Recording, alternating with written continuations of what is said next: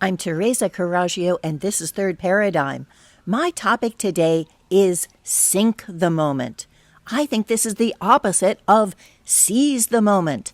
And because this morning I finished the first chapter of my new book, Oh My Goddess, I've been thinking in terms of feminine and masculine and how we think about God versus goddess.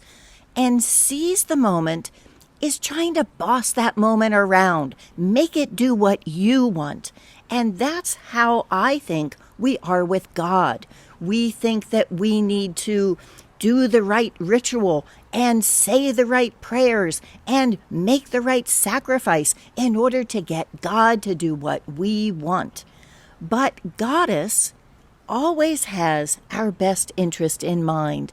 For Goddess, what we need to do is listen and take counsel and say, what is this moment wanting me to do right now? Am I okay in this moment? Am I even happy in this moment?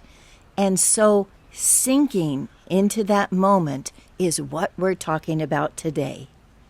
First, let's pause. Let's stop time and admire this blue morning glory that I don't even remember planting, and this fine milkweed that had 2 fat caterpillars, and I found at least 1 chrysalis.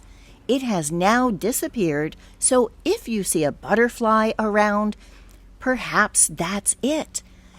Kathleen Devaney has been writing about caterpillars and chrysalis and butterfly, and how she's feeling that this is a time to sort of go to goo.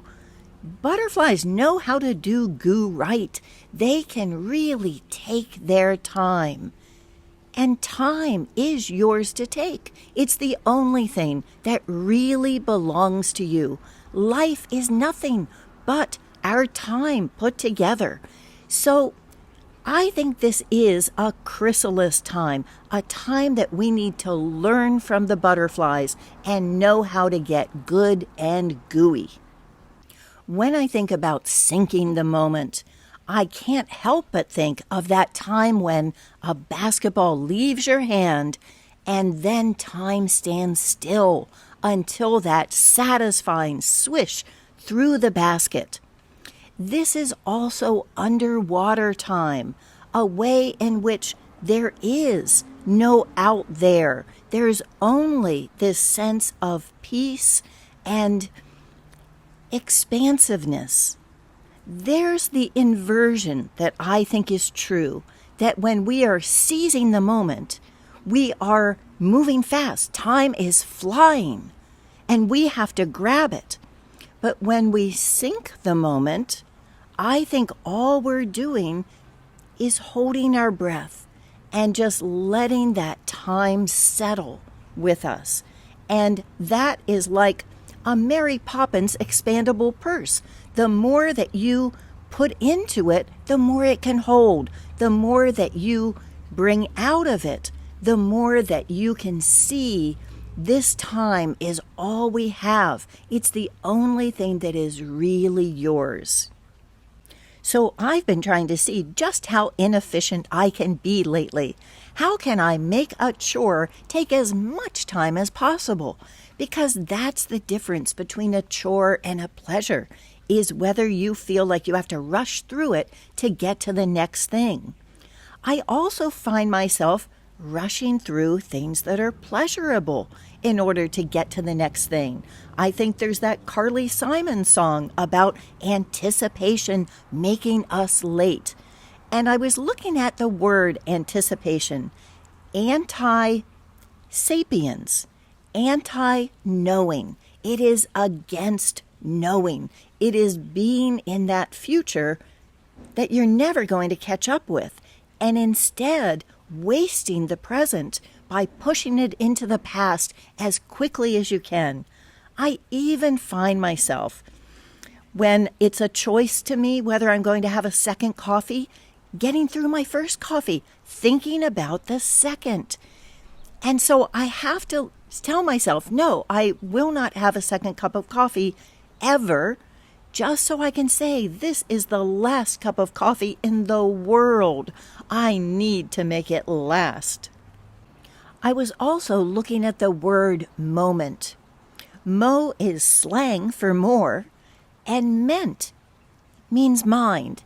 They're always telling us that government means to control your mind. So moment is more mind. And maybe mo-ment-um is more mind in movement. And there's that sense, too, of that great om that is that consciousness. For my book, I've been researching the Great Pyramid of Giza and the Sphinx and finding fascinating things. That the Sphinx was actually not built up, but seems to have been carved down. And that the Great Pyramid of Giza holds nothing, not a single inscription, not any bones, not anything to indicate someone who built it or what it was a tribute to. Instead, it holds an empty box, a box that has always been empty. And the whole sense of the pyramid is resonance, is only that sound seems to vibrate in a way that is divine. So these are hints and mysteries left from 12,000 years ago. How is that possible that these are gifts to us that are giving us a moment of time and clues that there's a way that we can reach the divine?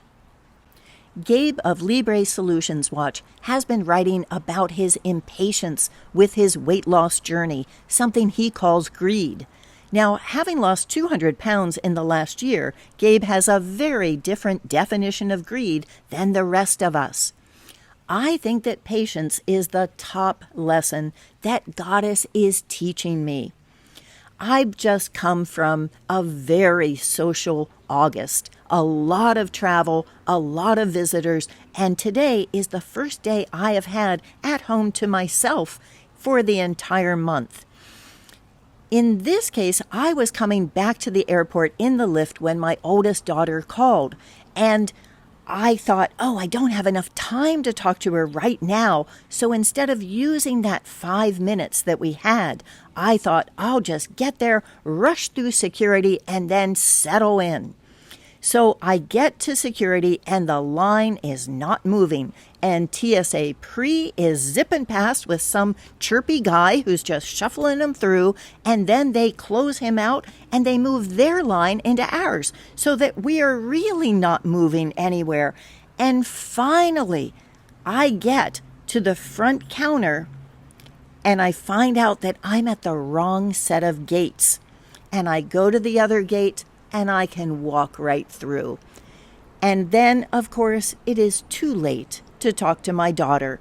So I think that the lesson that Goddess is gently telling me is sink the moment.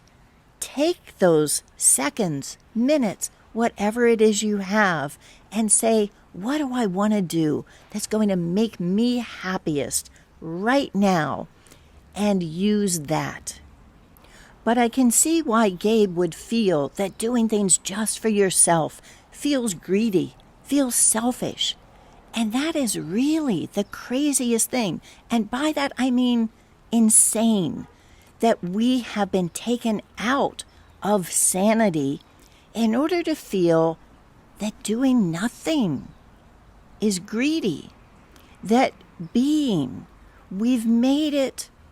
We haven't, they have, made it so that having time, having a place to be where you can be calm and peaceful, that is an extravagance.